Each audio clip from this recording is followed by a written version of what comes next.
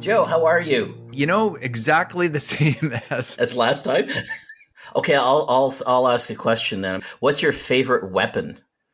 my favorite weapon. One of my friends used to ask his sons at birthday parties, "What's your favorite weapon?" All the mothers were always horrified by the enthusiastic responses. Well, the answer in my case is probably obvious that my favorite weapon is language. Ah, very good. I was hoping for something like that.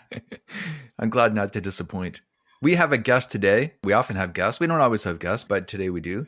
And my first question, I warned her just before we started this that some of my questions might be silly, and this is no exception. How do you pronounce your last name, Nina?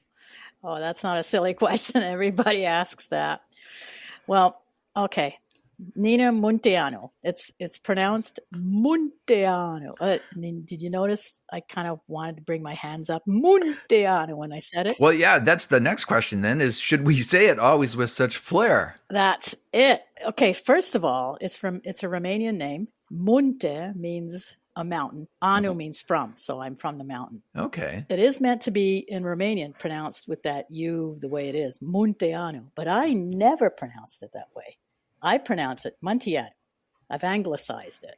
Yeah. And I was taken to task. I was on a radio show with a Romanian Uh-oh. who was the host. And she, on the air, first thing she did to me was she said, "Nina, you're mispronouncing your own name." And she pronounced it right. And then I went, there you are, right? That's the first thing that you encounter. I was just. Who isn't mispronouncing their own name? Like Mahoney know. is not the pronunciation of my name. No way. Really? In fact, I'm really the first generation in my family to have it pronounced Mahoney. My father grew up as a Manny. And before that, it was almost certainly Mahoney and probably O'Mahony before that. Whoa, Mahoney. And you know what? My father's family grew up in a mountain in northern New Brunswick. So I feel like your last name is the Romanian version of my last name.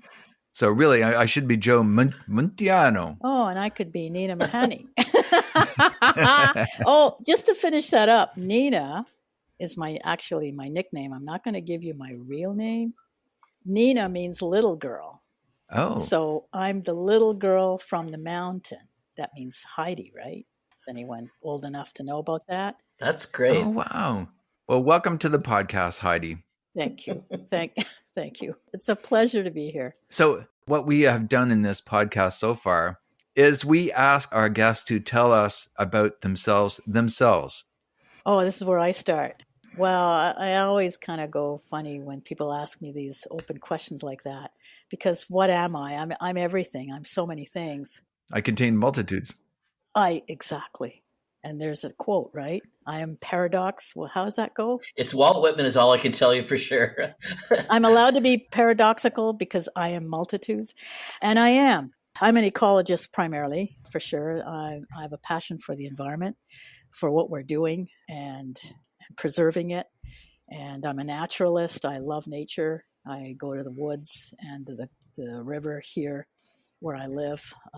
I'm blessed with that ability every day, no matter what the weather. And I'm out there enjoying it.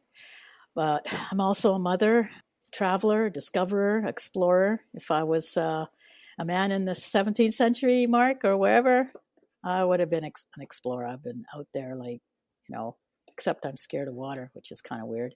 That shocks me. That's super ironic. Having said that, I love water. I'm scared of it, but I love it. And I studied it my entire life. I've just called the irony police. They're on their way. Yeah, you did, right? Okay. I'm ready. Wow. I got over my fear of water as a child. I couldn't swim by studying it. I was fascinated by it. It makes sense now. Yeah. As a young girl, I would, like Da Vinci, I was looking at all the patterns of water and how water did things and all its anomalous properties. And I just became so fascinated. And in a sense, that became my doorway into my career as an ecologist and a limnologist. And I pursued my writing accordingly, not knowing that I was writing ecofiction. I called it science fiction, which I guess it is.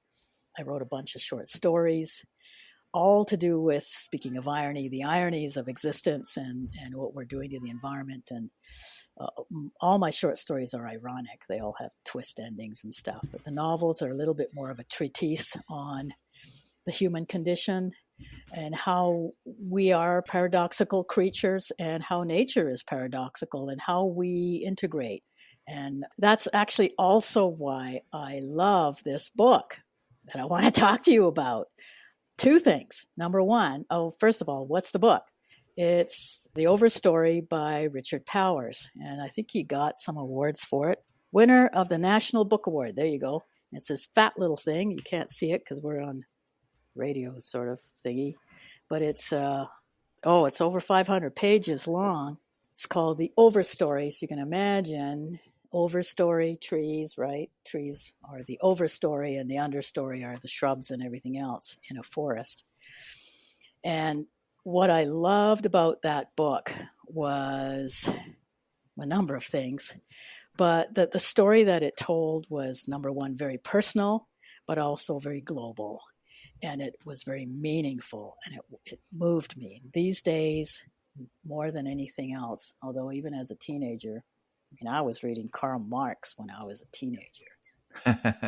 Should I have said that too? Yes. It's the other irony police coming after me. No, that's not ironic at all. I was reading, Communist Manifesto. I was reading all kinds of cool stuff back then. And I got into some frivolous stuff later on. And nowadays I find that I'm really gravitating toward ecofiction. And that's not just because I write it, but it is because I write it. Because, I'm one and the same. That's my life right now. And I consider myself an environmental activist, for sure. I'll go and confront somebody who's littering. I don't care how big they are. My son is, 2 heads taller than me already, so who cares, right? Anyway, but to go back to the book, so the book is basically about this 9 characters. It follows the life stories of 9 characters and their journey with trees. Each character is presented in the beginning. This guy, Powers, is so cool. He presents the characters first, and then he mingles them all together into this wonderful flow of narrative. And each character is associated with a particular tree. So right away, the tree is an avatar of the character, or is the character an avatar of the tree? We're not sure which. We think first it's the character, the tree is an avatar of the tree. But by the end of the book, I think it's the other way around. So the trees are the real characters, and they come through these people. They represent these trees, an aspect, whatever's going on. The trees are going extinct, and some of these trees do go extinct. One's the chestnut tree, is presented initially. And so there's ironical connections between these characters and the trees as well. Some are good folk and some are not so good folk. One person gets electrocuted, but comes alive again.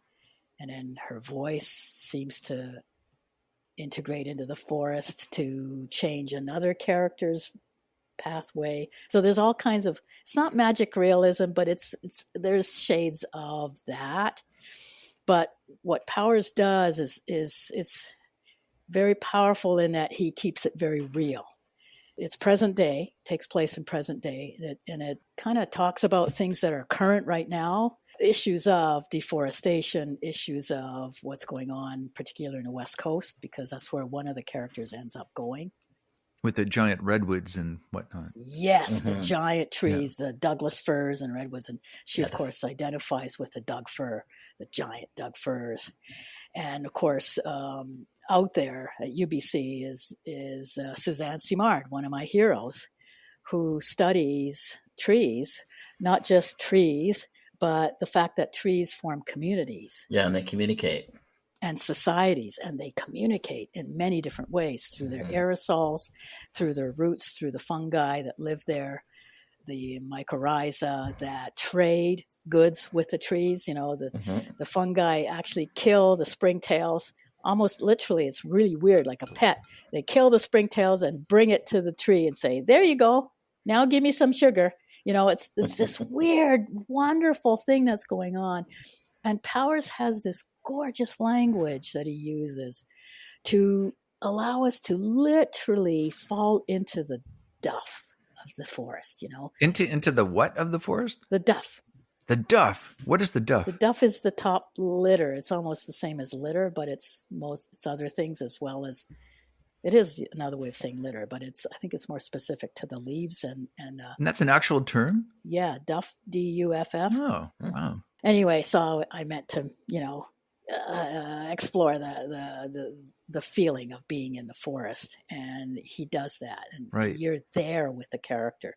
You're there feeling, smelling, without being overly, baroque.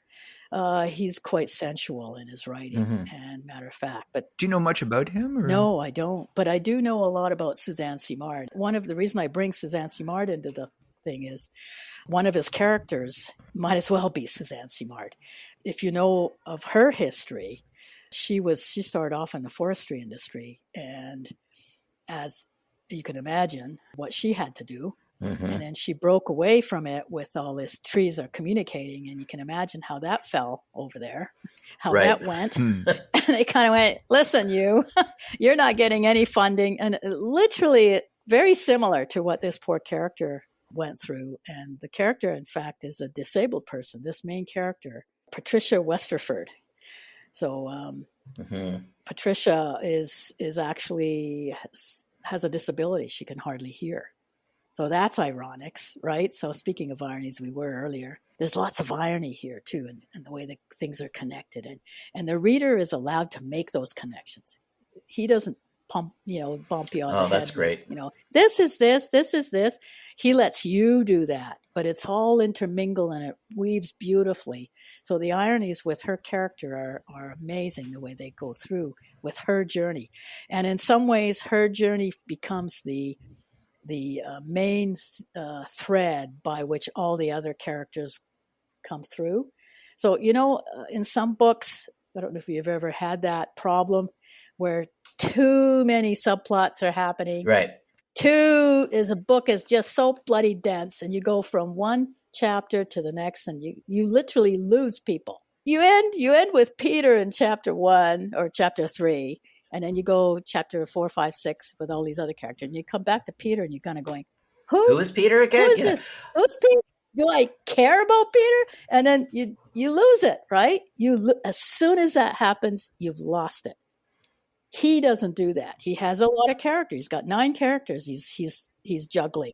Yeah. But each of them is somehow underneath the main story, right? That Patricia Westerford following through.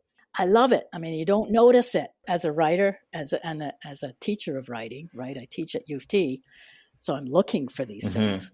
Yeah, I have a writerly question, just so that I have a better picture of the book. What perspective is it told from? Like, is it third person omniscient? Is it third person point of view? It's third person. It is, yeah. But is he switching points of view when he's moving to the other characters? Yeah. Yeah. So that's hard to write. So, but the point is, character A, character B, we won't name them all. But character A is never in character B's story, and character B is never in character A's story. They do come all together, but not in one place. They don't even meet each other. Well, that's not true. A couple of them do. But it remains in third person limited third person voice. So it's very easy to follow. I mean, this is one of my all-time favorite books, and it informs my own writing, and my own writing literally informs the whole field. So it's good for me to know what else is out there. So it's not that I'm doing research all the time, but I guess I am doing research all the time. Because you're really all in a conversation with one another, really. Like Powers writing about that, and you writing about your work, and others. Like I'm thinking of the woman who wrote Lab Girl, which was largely about Lab trees. Girl. Yeah. Yep. And even from SF Canada, Dale Sproul wrote, I know he has a book about trees. Oh, he does? Okay. Yeah. I'll have to check that. I didn't know that. There was a quote here, someone who had done a review of the book. Let me just check it. Benjamin Markovitz of The Guardian. This is what he wrote. There's something exhilarating in reading a novel whose context is wider than human life. Like Moby Dick, the Overstory leaves you with a slightly adjusted frame of reference. And I found while reading that some of what was happening to his characters passed into my conscience like alcohol into the bloodstream, and left a feeling behind of grief or guilt, even after I put it down. And that's, whoa. He was touched. He was moved. He was challenged. All these things through story, not some article telling you, points and stuff. But to be honest, I find partly because of the epic scope of this book. And I mean, I liken it to the fact that the place is character. I mentioned that before. The trees, the forests, they come alive through the characters that interact with them. So I don't know if you've read Thomas Hardy. It's an old classic. Oh, yeah. Egdon Heath. Egdon Heath is a character. This Heath literally destroys people and helps people, right? Nurtures them, depending on who that person is. Herbert's Dune, same thing. How powerful that planet is, that desert planet that nurtures these giant, misunderstood giant worms that literally make Dune. If you find out the ecology of it all. So his characters, his human characters are, like I said before, I think they're the true avatars for the trees that are just, almost symbolically placed there. And then you get that. I mean, imagine what a way to do that. I mean, that he was able to do that to that reviewer. He did the same thing to me. What I really like is like the guest that we have in this podcast speaks so passionately about these pieces of art. It's really compelling. You really want to enjoy them and savor them yourselves. Oh, me too. Yeah. Good. I hope you do. My to be read list is just getting more insane, more insane. It's oh my God, I've got so much good stuff to read. Yep. Oh, that's cool. Are you a fast reader though, or a slow reader? I am when I have the time to read. Yeah. I've had this horrible pattern that's emerged over the last, I think it's pre-pandemic, but it's certainly, I have trouble reading fiction while I'm drafting. Okay. I find that it just influences me too much. So I do read quite a bit of nonfiction when I'm drafting. So do I. Yeah, and then for my holidays, I save like fiction. I think last holiday I read 14 books in 14 days. Oh, and that included something by Umberto Eco. So yeah, really? That was a 3-book, 2 days kind of thing. I don't feel the same at all about, I will read fiction. I mean, it takes me so long to write a novel. Like if I weren't to read fiction while I'm writing it, there would be like a 12-year drought. Yeah, sure. Oh dear. You don't want to do that. I like being influenced by what I'm reading. In fact, I had the experience today. One of our previous guests talked about William Goldman, The Color of Light. That's what I'm reading right now. Yes, me too. Yes. And oh, there you are. Look at that. And I just finished Act 2, and I was so blown away by how Goldman finished Act 2 that it's completely changed the trajectory of the work that I'm currently writing. I realized that my Act 2 is like, that's not how you finish Act 2. You finish Act 2 the way William Goldman finishes Act 2. Yeah. Whoa. Well, you're using it in the right way. That's Joe. I think that is awesome. And we can all learn, right? We're always learning. We're continually learning. I mean, I've got 13 books behind me and I'm still learning. Yeah. And my process is changing. This is a weird thing. And as I gain my experience, I go this way or that way, and I change the way that I approach a book. And, just like what you've done there, I think that is awesome. Can you talk about that a bit? Like, how has your process changed? How has it? Yeah, because I'm interested in that. Oh, well, I used to be a strong outliner. I used to outline a lot. Not a pantster. No. And now I'm more pantsing. And I write more like Diana Gabaldon. I don't know if you've ever heard some of her discussions of her process, and she'll talk about a kernel, and she'll describe it, and she'll literally create a scene, and it's an isolated scene. She has no idea where it's going to fit, but she knows what it is. She's got this thing in her head, right? This image, this feeling. And then she was describing the process, so we do find out how she does that. And then she has a way of finding context for that scene and then places it somewhere as a gift. And what a way to write. Interesting. I mean, it's, it's good grief. That's like the ultimate prompt Yeah. It's Yeah, great. yeah, actually Yeah. it is. Because how It does it is. become Yeah. and feel organic and holistic doing it that way? And I've no doubt that it does. I think partly the connective tissue helps, and then she very likely rewrites that very scene Oh, to connect, to yeah. then better connect contextually. I'm sure of it. Yeah. Otherwise, Yeah. it would That's be weird. fascinating to me, Nina, because I've undergone the same transformation. You're I kidding. used to be a meticulous planner, and like literally I would write hundreds of pages of character notes, Yeah. and my first book I actually had a painting of the book showing like all of the characters had their own color and their Oh, strands, and I that's showed how the cool. and it was kind of cool. But yeah, I've become a pantser, and that's why I don't like to read novels while I'm writing, because I think you're right. If in terms of like learning from other authors, yeah, absolutely. But I guess I'm just too porous, so I notice that my prose starts to look like somebody who I'm Oh, reading at the yeah, moment's yeah, prose, yeah. which I don't want, and I don't think the reader wants either. Well, that's wise, Mark. You understand where your character and what you do and what influences you, and you act accordingly. That's really smart. And frankly, there's so many amazing nonfiction writers that there's no dearth of things to read. Yeah, I'm like that too. Particularly like you were talking about when you're drafting, when I'm putting things together. And like I said, my process has changed. So I'm piecing things together as I move along. And I let my nonfiction inform where my story is going to go and how it's going to Mm-hmm. proceed, even which character does what, based on this material that I'm garnering. So, for instance, this book I'm working on right now starts in Berlin, contemporary Berlin. It's focused on two twin brothers who are very, very different, even though they're identical twins.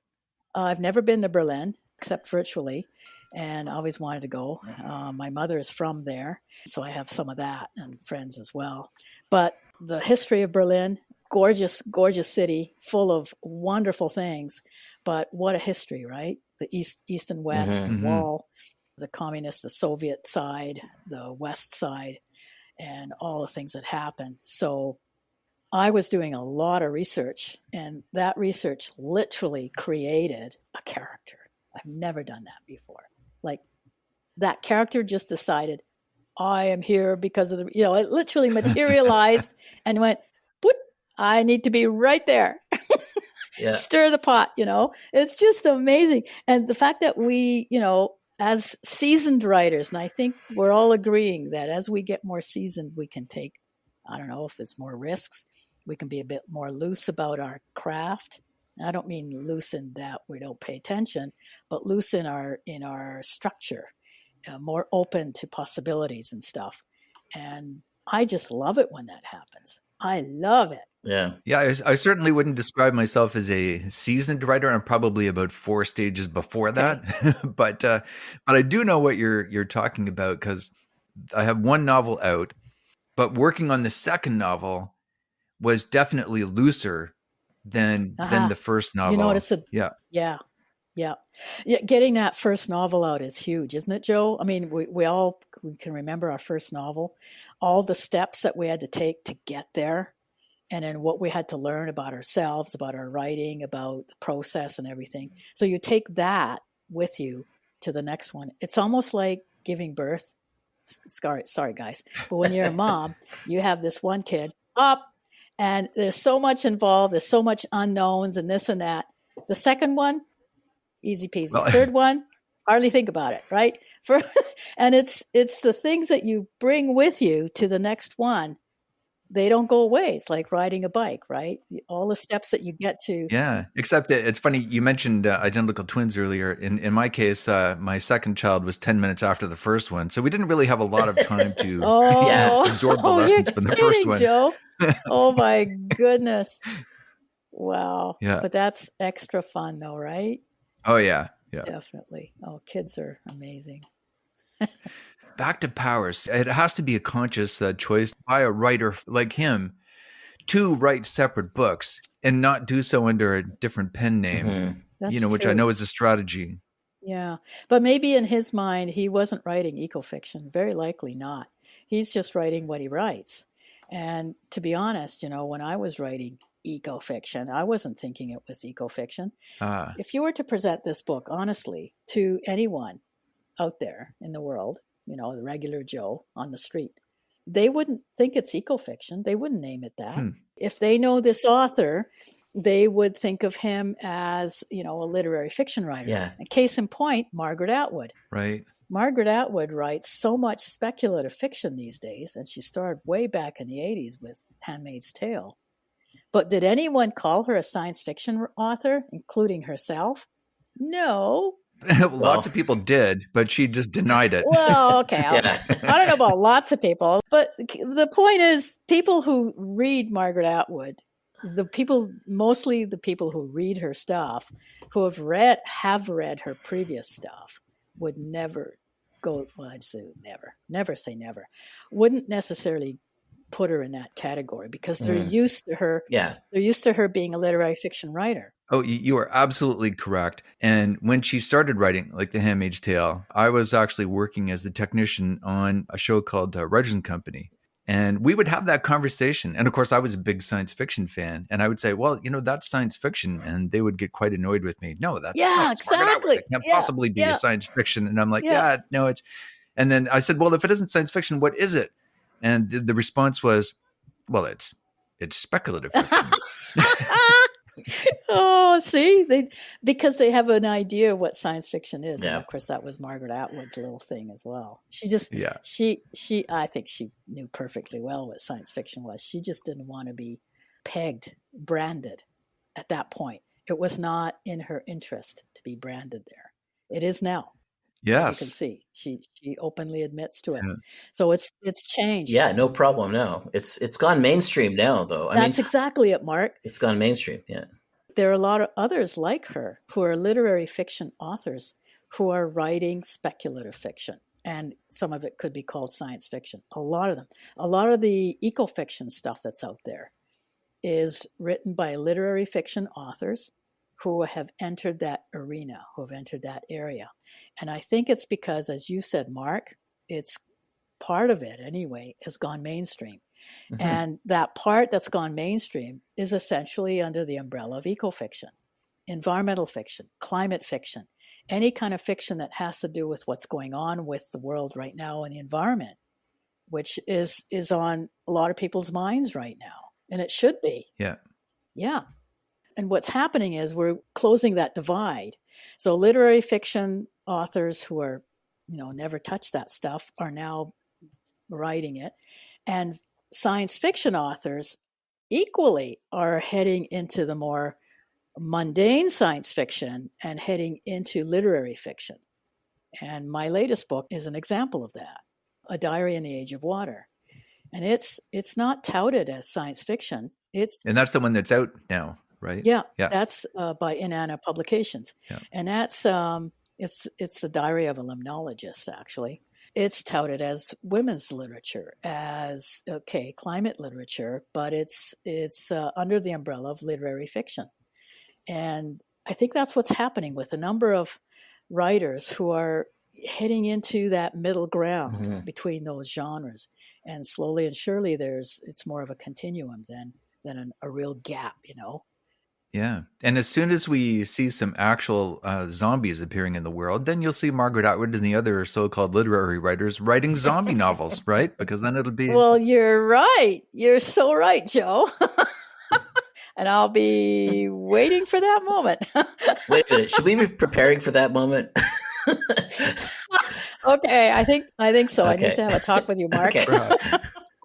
But now what I have to ask, what makes something literary fiction as opposed to not literary fiction? Oh, there's a loaded question. Have fun with that one. Well, okay.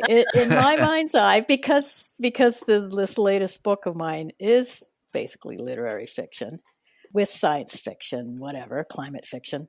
What makes it literary fiction? It's not the use of metaphor, even though metaphor is very much part of it. The artistic and the answer style. Can't be because it's good. Exactly that too. Because science fiction is nothing but metaphor, right? Yeah.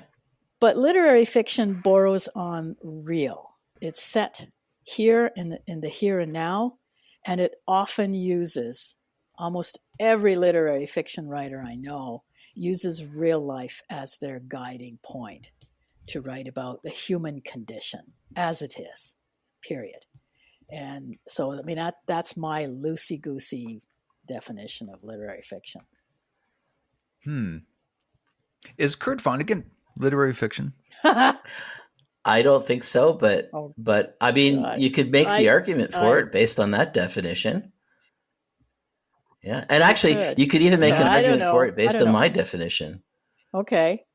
which is that in literary fiction, plot is much less important than style. I would agree with that totally. The way that prose is written matters a great deal in literary fiction, where the plot is less important concern. The story doesn't have to move along because there's no expectation of that. It's I'm gonna bathe in this author's mind for a while, and that's perfectly good. I mean, that's perfectly acceptable. Yeah. And I would say from that perspective, yeah, Vonnegut would qualify because he is quite a stylist. Yes, he is. Yep, I would agree. Yes. It's you touched on something really good there. It's theme. Theme is the thing that is Theme is more so important than plot. So important in literary fiction. It could literally have no plot, and it would be still good. It would still literary fiction. Yep. Yeah. When I was a plotter, I would have a plot.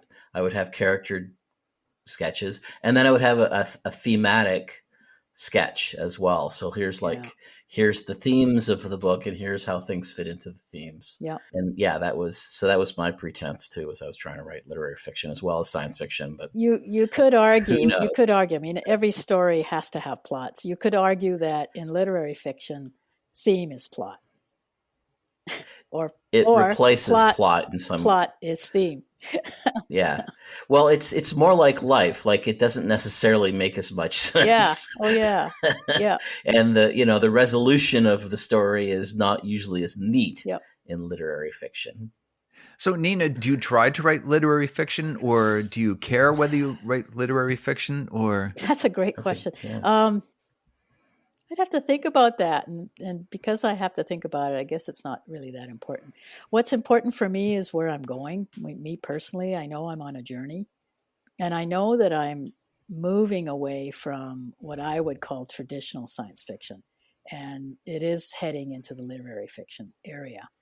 And part of that is because I really want to focus more on theme, as we talked about, Mark, and the stylistic side of things. Yeah. And to that point, I'm playing around a lot more with style, with different styles, experimenting with different forms.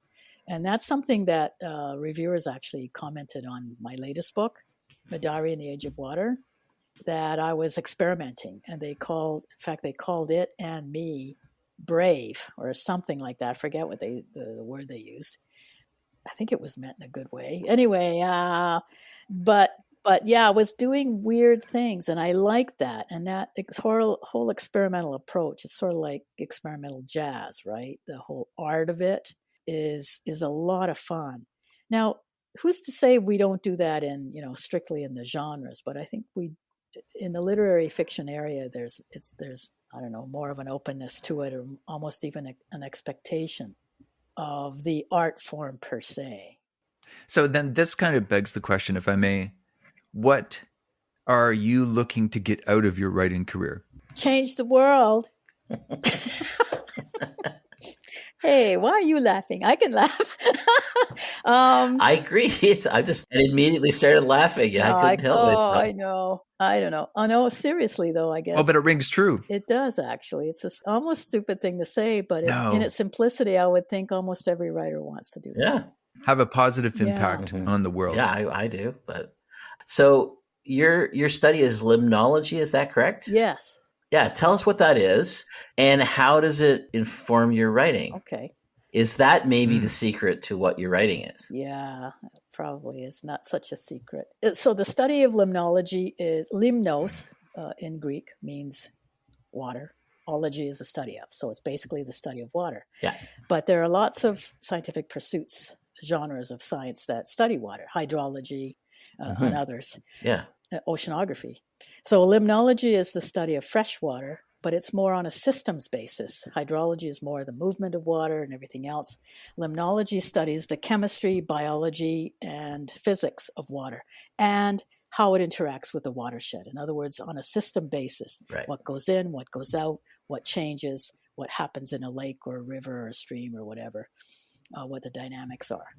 And so it's a multidisciplinary study within itself, right? It incorporates geography, climatology, as well as all the different sciences to do with the water itself. And a lot of fun to do. And the biology, I guess, because Definitely the the biology. ecosystem will have such a huge impact on definitely. what happens. Yeah. So ecosystem impacts, and then the ecosystem within impacts back out, and, the cycle, etc. So it's like aquatic ecology in a way, but it's more than that. But it encompasses that, and that's sort of where I started. I started off as a stream ecologist, and then I got into the bigger systems thing. Wrote a bunch of papers. Some were groundbreaking, which was really cool. Well done. Yeah. How were they groundbreaking? They discovered something. I discovered something new, and my supervisor allowed me to make literally a 45-degree turn in my pursuit of my thesis to pursue this thing. And we wrote a paper together, and it was groundbreaking. It was very that's cool. so exciting. And it was a discovery. It was an accident. It was an anomaly that I discovered in what I was doing. It's like discovering penicillin, It was just so freaking cool. The woman who wrote Lab Girl, I can't pronounce her last name correctly. It's Hope Jaron or Yaren, something like that. She talks about a moment like that in her book, that's what she got into science for, was to have a moment just like that. Finding out something new that nobody has found out before. You can't count on that. You can't plan for that. Mm-mm. It just happens. I had no idea that was going to happen. Very cool. And it was, I bless my supervisor. God bless him. The coolest dude, my supervisor, let me pursue this because it took me away from my thesis to do it. But he recognized what was going on, obviously. A good scientist, in other words. Yeah. He's saw the opportunity. Yeah. No, I don't believe you've said what it is, though. What is this discovery? So I was studying how periphyton colonize surfaces, periphyton being attached algae in streams. Okay. And I was really looking at different streams, streams polluted in some way, others chemically polluted, others agriculturally polluted, still chemically, I suppose, natural organics, and then pristine. And looking at the different communities that were settling there and growing. So settling, colonizing, and then how they grew as a community. So two different things going on there, right? Which settle first, etc. Right. Succession. In order to do that, I had to create new substrates for them to settle on, because they settle on anything, right? Any surface, rocks, plants, etc. Right. So I created a little slide holder, and I used glass slides, which I thought was really smart. I wasn't the only one, but I thought I was. Because the whole idea of the slide is you then have your community right there, and you just go put it on the microscope, and there it is. You don't have to do anything, right? You just remove it and put it on there, and you look at these guys. And I thought that was brilliant. But what I discovered, so that's what I was doing. That was what the thesis was about, looking at which communities form where, how, and all that kind of stuff, right? Mm-hmm. A behemoth of a study, really. So it's like doing a novel, And in the meantime, I discovered a short story, tucked away. This weird short story. So I discovered that depending on which way the slide was oriented to the current, whether it was this way or that way, I guess you can't see, whether it was parallel or perpendicular across. or square. Yeah, she's wiggling her hand. Thank you. Angling her hand. I'm doing the royal wave. Yeah. Okay, so anyway, so I discovered that they colonized the surface differently depending on the way the slide was oriented to the current. So in the slide that was parallel, they preferred the algae, the periphyton, preferred the front edge or the back edge, and they didn't bother with the middle.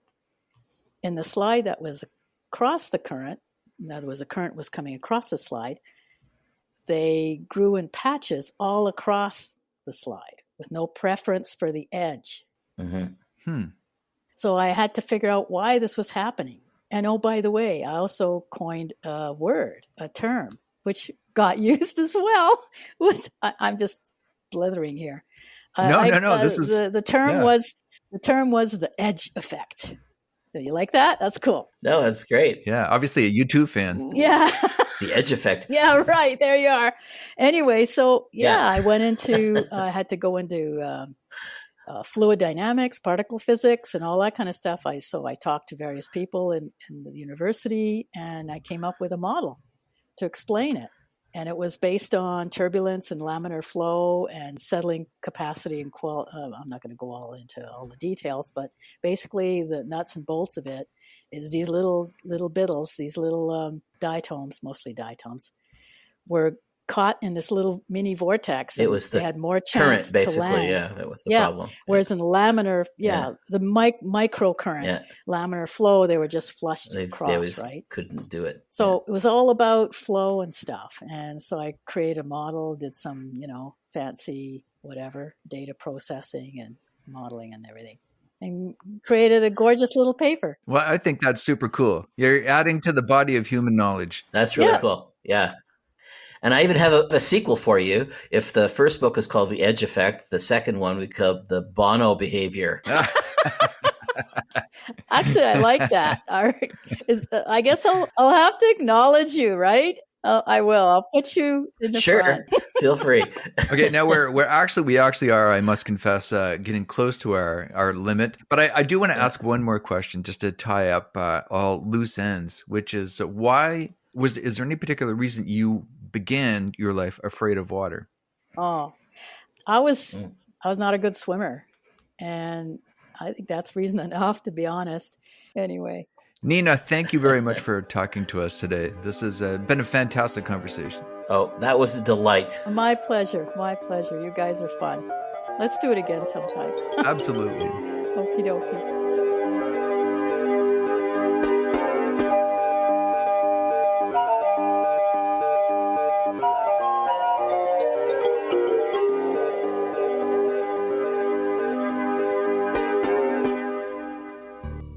Joe, I'm really enjoying this. This has been fun, but I don't want to do this podcast anymore. You're talking about stopping the podcast. No, I'm just kidding.